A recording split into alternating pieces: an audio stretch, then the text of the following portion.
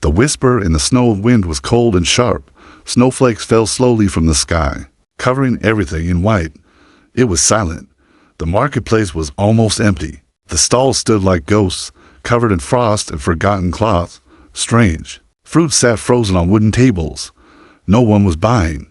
No one was talking. A human man walked through the snow. His coat was old. His boots were heavy. He had a tired face and dark eyes. He looked around, confused. This place was not on his map. He had followed a broken signal from his ship. Maybe he was lost. Then he heard it. A soft voice, so small, so quiet. By my mom. She'll feed me, I promise. The man turned around. No one was there. Then he looked down. A little alien girl stood in the snow. Her skin was pale green. Her eyes were too big for her small face. Her hair was white like snow. She wore thin clothes that looked torn and old. No shoes. Her tiny feet were red from the cold. Behind her, kneeling in the snow, was a woman, also alien, also green-skinned. Her long hair was tangled. Her arms were shaking. Her head was down. She wore almost nothing, just a rough cloth around her body. Next to her was a dirty wooden sign that said in bold black letters, "For sale." The girl looked up at the man. Her lips were blue. Her teeth were shaking. "Please," she said. "She's strong. She can cook, clean. I'll help too." The man stood still. He couldn't speak. His breath came out in white clouds. Behind him, the other stall owners stared. Some looked away. Others whispered. No one stepped forward. Who put her here?" the man asked. A voice came from the side.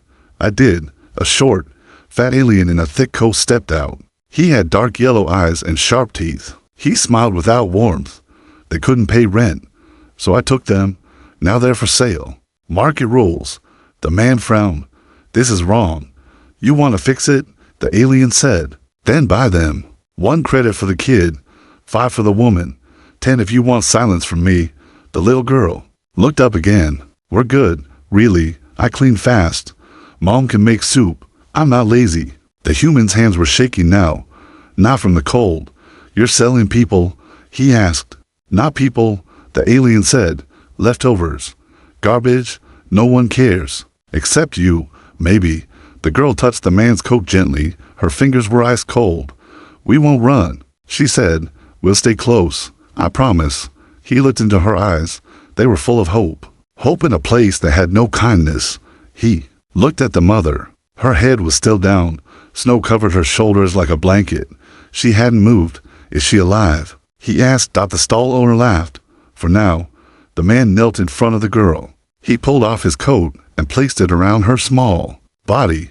She gasped and held it tight. Then he stood, reached into his bag, and took out his last credits. "Take it," he said. "For both." The alien snatched the credits fast. He counted them and smiled. "Done. They're yours. No refunds." The man walked to the mother and gently touched her arm. "You're safe now," he whispered. "Come with me." Slowly, her head lifted, her eyes open. They were dull at first, then surprised. "You bought me?" she asked, her voice barely a breath. "I freed you," the man said. "That's not how this place works." The fat alien warned. The man didn't answer. He took the mother's hand and helped her stand. The girl walked beside them, still wrapped in the coat. As they left the market, people stared. Some looked angry, some looked afraid. But no one stopped them. Not this time. The snow kept falling. And for the first time in many days, the little girl smiled. The deal they didn't expect. The man walked slowly through the snow, holding the alien mother's arm. Her legs were weak. She could barely stand. The little girl followed close, wrapped in the human's coat, trying to smile even though her lips still shook from the cold. Behind them, the market was silent. But then a voice shouted, "Stop." They turned. 2 large guards were walking toward them. Their black armor shined under the falling snow. Both carried shock spears, glowing faint blue. They didn't smile. "You touched what you didn't buy," one guard said. "Pay the fine." The man frowned. "I paid. Ask your boss." The fat alien stall owner stepped forward, laughing. "He did pay, but not enough." "What?" the man asked. The alien licked his sharp teeth. "The woman has a mark, a slave tag. Did you not check?" The girl grabbed the man's hand, scared. "What's a slave tag?" The alien pointed at the mother's back.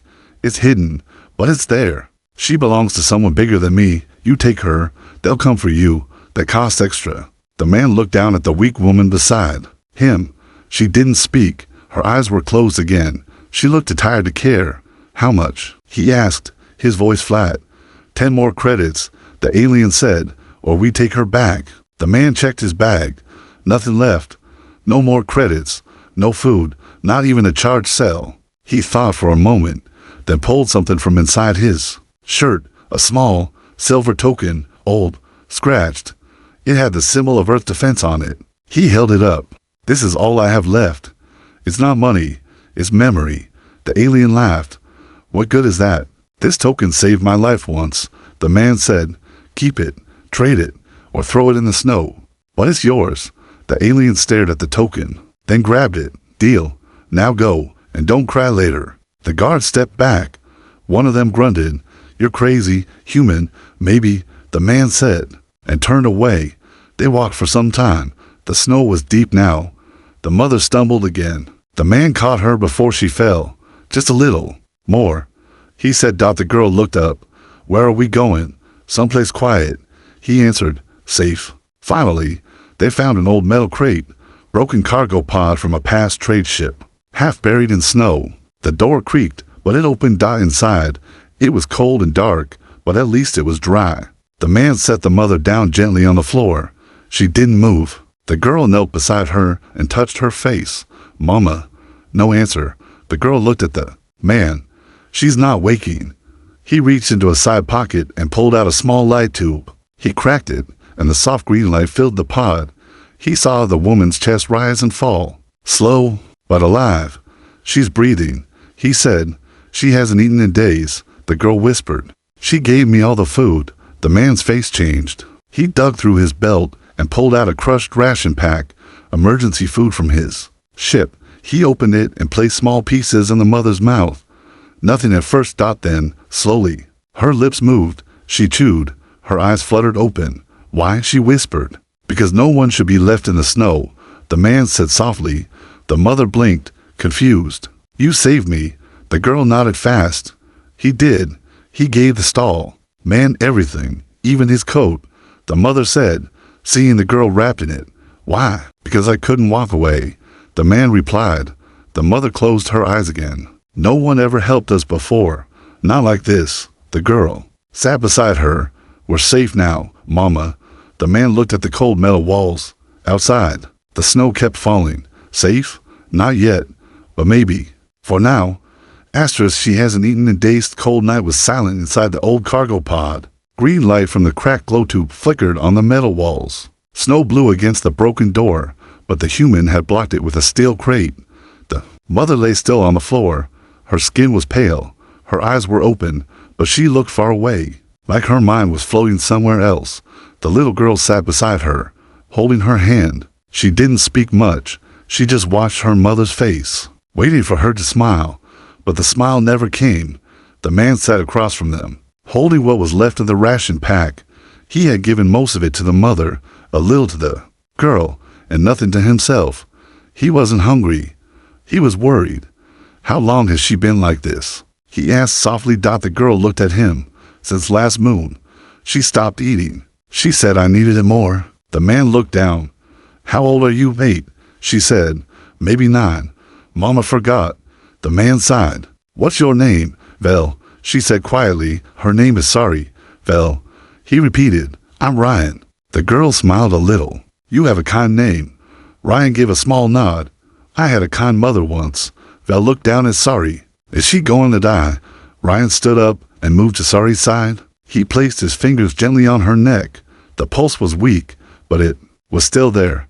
"Not today," he said. "But we need warmth. Food. Something strong." Vel pointed to the corner. "There's a blanket in the crate." Ryan opened it. Old cloth. Torn but thick enough. He wrapped it around Sorry and tucked the ends under her body. He lit a second glow stick and placed it near her chest. "This helps," he said, "but not for long." Outside, a deep wind howled through the cracks. Vel hugged her knees. "Why? Did you help us?" Ryan thought for a moment. Then he said, "Because no one helped me when I needed it." Vel tilted her head. "You were alone too." "Yes." Ryan said, for many years. He didn't say more. His past was a wound he didn't want to open. Not yet. Sari stirred. Her eyes blinked slowly. Vel, she whispered. I'm here, Mama, Vel said, leaning close. Don't cry. Sari said, you're safe now. Vel wiped her eyes. I'm not crying. Ryan handed Sari a small piece of dried fruit from the ration pack. She took it with shaking hands. Her lips moved, slow and tired. Thank you. She whispered, rest. Ryan told her, we'll get help soon. But deep inside, he wasn't sure. This moon sector was lawless. No patrols. No mercy. No one came out here unless they were running or hunting. Vel sat beside him as Sari closed her eyes again. Do you think someone will come for her? She asked. Ryan looked at the faded tag burned into Sari's shoulder. A slave mark. Old, but still active. Maybe, he said. But if they do, they'll find me instead. Vel smiled again. You talk like a soldier. Ryan gave a tired smile. I used to be one. What happened? I stopped believing in orders. Vel didn't understand fully, but she nodded. Then Sari gasped. Ryan jumped up. Sari's body shook. Her arms tightened. Her teeth clenched. She's cold again, Vel cried. Ryan pulled her closer to the glow stick, then reached into his belt. He found a heat tab, small, used for field meals. He broke it in his hands and placed it under Sari's blanket. A soft warmth spread out. Slowly. The shaking stopped. Vel leaned her head against her mother's arm. I'll feed you, Mama. I promise. Next time, you eat first. Ryan stood watch. By the door, snow blew through a small gap. In the distance, he saw lights, not stars. Headlights, and they were moving toward them. The secret she kept reading didn't blink. The lights in the distance were real, moving, slow, steady. Not a traitor, not a lost traveler. This was a patrol, but not the kind that helped people. Vel was asleep beside her mother, curled in a ball under his coat. Sari rested weakly, eyes half closed, breathing slow. Ryan moved quietly and pressed his back against the cargo pod's door. He peered through the small crack in the metal dot to figures walked in the snow, their armor black and their weapons ready. Behind them hovered a small drone with a blinking red eye. It scanned the ground like a hunter sniffing for prey. They were close, very close. Ryan turned back. Too sorry. They're here, he whispered. Sari's eyes snapped open. Her face changed. Fear. Real fear. She tried to sit up, but failed. Her body was too weak.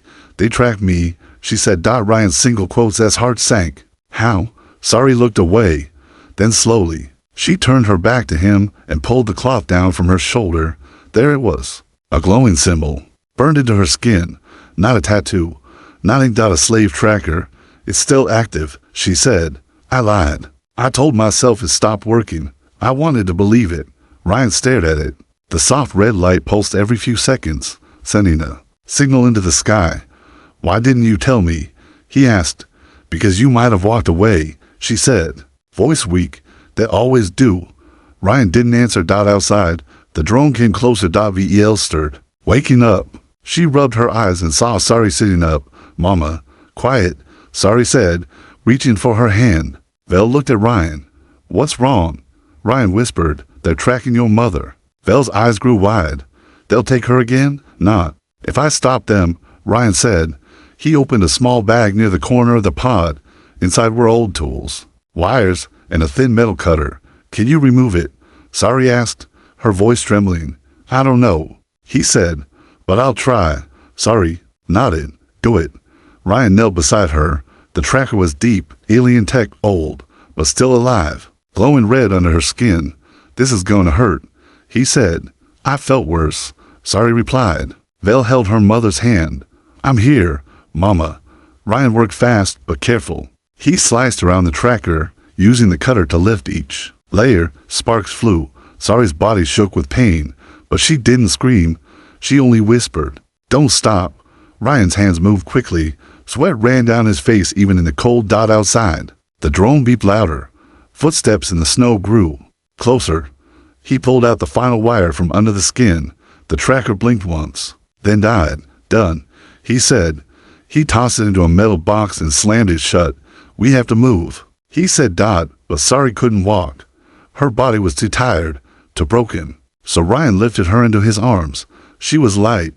Delight.vel ran beside them, holding the glow stick. They slipped out the back of the pod and crept through the snow. Staying low, behind them, the patrol reached the cargo pod. The drone circled it, flashing red. "They're not here," one guard said. "They were," the other replied. "The tracker's shut down. Someone removed it. Check for footprints." But the snow was falling fast. Their path was already covered. Ryan found a small cave nearby, half buried under a hill. He carried Sari inside and placed her on a pile of dry moss. Vel followed close, eyes wide and full of fear. "They'll come again," Sari whispered. "They won't stop. They will be ready," Ryan said. "Why do you care?" she asked. "Because someone should," he replied. Vel sat beside her mother. "We'll stay together, no matter what." The wind howled outside. The patrol searched, but the snow kept falling. Inside the cave, the tracker sat silent in the box for the first time in years. Sari was free. But freedom, in this world, always came with a price. Aster's content wind screamed through the valley like a warning. Inside the small cave, Ryan kept watch near the entrance. Sari slept with her head on a blanket of moss. Vel sat beside her, holding her hand tight. Too scared to blink. Ryan didn't sleep, not even for a minute. Then, just before dawn, he saw it. A light. Then another. Then dozens. Not just the guards this time. A full patrol ship. It floated above the snow, silent and deadly. Red lights swept the ground like search beams. Figures in dark armor dropped from the ship, one by one, and spread across the field. "They're back," Ryan said quietly. Vel's eyes filled with fear. "They found us." "Not yet," he said. "But they will." Sari opened her eyes. She looked weaker than before, but her voice was clear. "You should leave us." Ryan turned toward her. "No, we're a risk now," she said. "You have no reason to die for us." "Maybe not," he replied, "but I do have a reason to fight." He stood and opened the old bag he carried. Inside were broken pieces of gear, scraps from an old battle kit. Not much, but enough. A smoke charged. A flare mine. An old pulse shield. He spread them out in front of him and began working fast. Vel watched him with wide eyes. "What are you doing?" "Setting traps," he said. "We're not going to run. We're going to survive." Vel smiled a little, like a soldier. Ryan looked at her, like a protector. He planted the flare mine in the snow outside the cave, hidden under a rock. The smoke charge went behind the entrance. The pulse shield, weak but working, was placed at the cave mouth. Just as he finished, he heard voices. The guards. They were close. "Tracks end here," one said. "Scan the area." Another ordered. "They're hiding nearby." Ryan returned to the cave and whispered, "Get low. Don't move unless I say."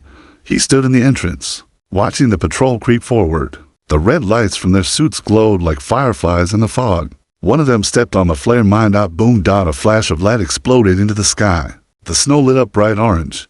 The guards shouted in confusion. "Get down," one yelled. Ryan threw the smoke charge and pulled Sari and Vel deeper into the cave. Thick smoke poured out across the snow, covering the entrance. Blinded, the guards fired wild shots into the smoke, but they couldn't see the cave. "Hold fire," a voice barked. "They're still alive. We need the girl and the mother intact." Ryan clenched his jaw. Intact. They weren't things. They were people. He stepped out of the smoke just enough for one guard to spot him. "There." The guard shouted. But as they charged, Ryan activated the pulse shield. A blue dome shimmered around the cave entrance, stopping their weapons. For now. But the shield was old. It wouldn't last long. Inside, Sari sat up weakly. "Take Vel. Run." "No," Ryan said. "Please," she begged. "Don't let them take her." Vel grabbed Ryan's hand. "We're staying together. You said we would." Ryan looked at both of them. Then he reached into his pocket and pulled out the old Earth defense token. "You ever hear a story about how one soldier held off a whole unit with just hope and junk?" Vel nodded slowly. "Was it true?" He smiled. "You're living it?" Outside, the guards charged the shield again. Cracked. Sparks flew. Ryan took a deep breath and waited. The shield failed. The guard stormed in, but Ryan was ready. He threw a broken power cell into the entrance. It exploded in a burst of light and sound. The shockwave knocked the guards off their feet. The others fell back, surprised. In the chaos, Ryan grabbed Vel and Sari. "Now," he said. They ran out the back of the cave into the snow. Vel helped her mother walk. step by step. Ryan led the way, dodging between trees and rocks. The patrol tried to follow, but the snow was heavy and their tech was damaged. By the time they reached the river valley, they had lost them. Sari collapsed by the frozen water. Vel dropped beside her. Ryan looked back. No lights. No sounds. They were safe. For now. Her last breath. The river was quiet, frozen solid. Only the wind moved. Ryan knelt beside Sari, who lay near the edge of the icy water. Her breathing was slow. Her lips had turned pale. Her eyes were open, but fading. Vel sat on her knees, holding her mother's hand. Her small fingers rubbed Sari's cold skin gently, as if she could warm her just by love alone. Mama, Vel whispered, we're safe now. We made it. Sari smiled weakly. You did, my brave girl. Ryan checked her pulse. It was faint, almost gone. He placed his coat over her, though he knew it wouldn't be enough. Don't talk, he said softly. Save your strength. But Sari shook her head slowly. No, I must say it now. Vel leaned closer. Mama, don't go. Sari's eyes were wet, but she was not crying. You've always been strong, she whispered to Vel. Even when I was not. You were strong too, Vel said. You gave me everything. Sari smiled again. Because you are my everything. She turned to Ryan. I was afraid of you at first, she said. But you didn't leave. You stayed. You saw me, not just the mark on my skin. Ryan looked down. You were never just a mark. Promise me something, Sari whispered. Promise me you'll keep her safe. I promise, Ryan said. With all I have left. Be her home, she added, even when you have no place of your own. Vel pressed her head against her mother's chest. Mama, please stay. Sari took one last look at the sky she hadn't seen freely in years. Thank you for freedom, even for a little while. Her breath slowed and then stopped. Vel froze, her hands gripped tighter. Mama, no answer. Vel shook her gently. Mama, wake up, please. Ryan placed a hand on Vel's shoulder. His voice broke when he spoke. She's gone. Vel didn't move. She just stared at her mother's face. Her lips trembled, but no tears came. She had cried so much in the past. There was nothing left now. Ryan sat beside her. They didn't speak for a long time. Just silence. Cold, soft silence. After a while, Ryan stood and began gathering wood from the edge of the forest. He carried branches and moss. He built a small shelter with stones around it. He worked slowly, carefully. Then he returned to Sari's side. He wrapped her gently in his coat. Vel helped, her face pale and quiet. Together, they placed her in the center of the small shelter Ryan had built.